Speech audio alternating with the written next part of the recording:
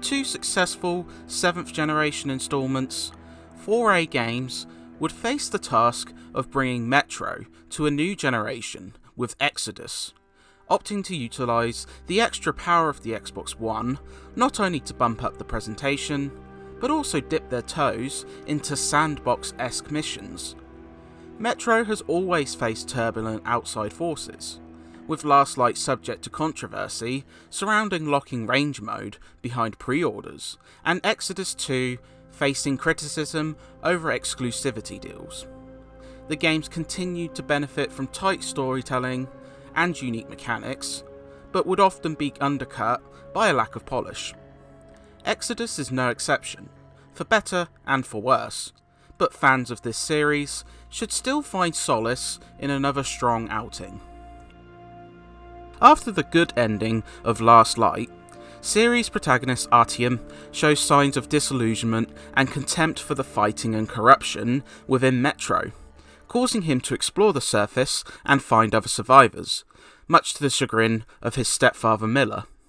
But when Artyom and his wife, Anna, discover a train running on the irradiated surface, it prompts them to investigate.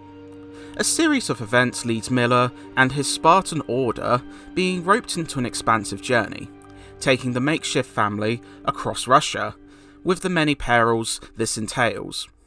While the more expansive scope of the story perhaps loses some of the atmosphere of previous games, and the exploration of post-apocalyptic archetypes is less engaging, the development of Artyom and his crew is the glue which holds this narrative together, especially if you engage in optional dialogues between missions. Metro Exodus inherits a number of traits from the previous games. As you guide Artyom around a handful of levels, you'll often be tasked with exploring, shooting both thugs and mutated nasties, and solving some light puzzles, with flexibility for stealth and pacifist actions often available. How you complete chapters will often change the fate of certain characters, resulting in 2 different endings, prompting a couple of playthroughs.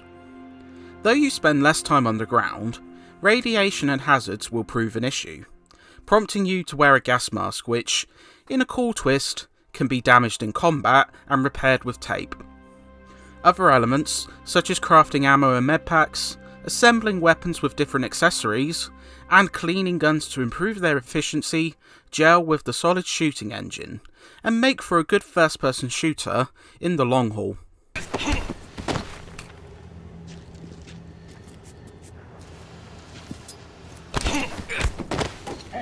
Are you okay? Exodus sometimes strays from the previous 2 games, offering a couple of levels with a far bigger scale than before. These put you in large environments, containing side missions, hostile locations, and upgrades to find for both Artyom's suit and his guns.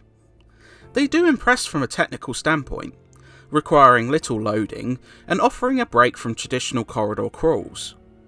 But it can feel like something is lost during these levels, such as the claustrophobic atmosphere previous games suffocated players with. Travel feels tedious, even with the addition of a vehicle in a later mission, and having to contend with resource management, hostile creatures, and buggy stealth states leaves the levels looking closer to Fallout than a smart expansion on Metro. Although the series has never been free from technical bugs, Exodus feels more trying than previous games.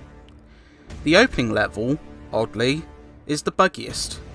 The game crashed at one point, and an errant melee kill saw Artyom become stuck in part of the environment, with a poorly timed autosave making escape quite difficult. While later levels are less technically inept, there are still plenty of moments which feel unpolished, such as seeing characters and dialogue overlapping.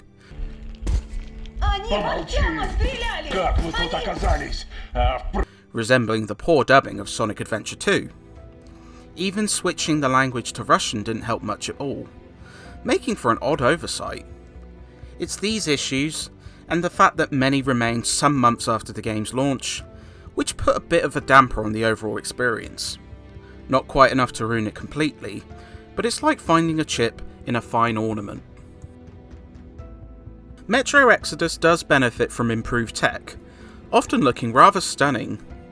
Environments encompassing a variety of spaces, weathers and time zones all benefit from excellent lighting and tons of neat details, such as thick cobwebs which can be burnt using a lighter. Despite larger levels possibly proving taxing, they do not buckle in terms of performance whatsoever.